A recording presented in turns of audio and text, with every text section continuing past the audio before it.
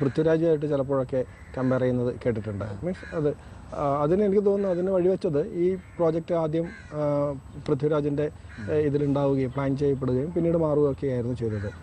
ഈ സിനിമ കണ്ടതിന് ശേഷം പൃഥ്വിരാജ് ഉണ്ണിയെ വിളിക്കുകയോ ഉണ്ണി രാജുവെ വിളിക്കുകയോ അങ്ങനെ എന്തെങ്കിലും ഉണ്ടായിട്ടുണ്ട്? എനിക്ക് സിനിമ കിട്ടുന്ന സമയത്തും ഞാൻ ബോംബെ മാർച്ച് കഴിഞ്ഞിട്ട് തന്നെ രാജു ഞാനും സംസാരിച്ചിട്ടുണ്ടായിരുന്നു, കുറേ നേരം സംസാരിച്ചിട്ടുണ്ടായിരുന്നു. എന്നെ സീരിയസ്ലി കുറേ നല്ല കാര്യങ്ങൾ, എത്ര പടങ്ങൾ ചെയ്യണം, അങ്ങനെ എങ്ങനെ ആസ് എ ആക്ടർ അല്ല, അതിന് ഒരു ലിമിറ്റേഷൻ ഇല്ല, പലതും ചെയ്യാൻ പറ്റും. ലൈക്ക് ഈസ് പെർഫോം ലൈക്ക് ഇപ്പോൾ പ്രൊഡ്യൂസറാണ്. എനിക്ക് എൻ്റെ ഉറപ്പാണ് one day Raju cinema direct ചെയ്യുന്നതൊക്കെ.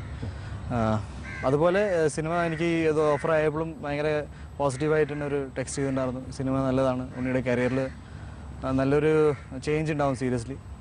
അതുപോലെ ഇപ്പോൾ അടുത്തായിട്ട് ഞാൻ സംസാരിച്ചു, എനിക്കുള്ള ചില മിസ്റ്റേക്സും കാര്യങ്ങളൊക്കെ എനിക്ക് എവിടേക്ക് തോന്നുന്നു രാജുവിൽ ഞാൻ കാണുന്ന ഒരു ഭയങ്കര കോൺഫിഡൻസ് ഉള്ളൊരു വ്യക്തിയാണ്, മീൻസ് ഡിറ്റർമൈൻഡ് ആണ്. അപ്പോൾ എനിക്ക് പിന്നെ സെയിം ഏജ് ഗ്രൂപ്പ് ആയതുകൊണ്ട് കുറച്ചും കൂടി സംസാരിക്കാൻ പറ്റുന്നുണ്ട്. ഞാനും ആളായിട്ട് പെട്ടെന്ന് ജെല്ലായിട്ട് പോയിട്ടുണ്ട്.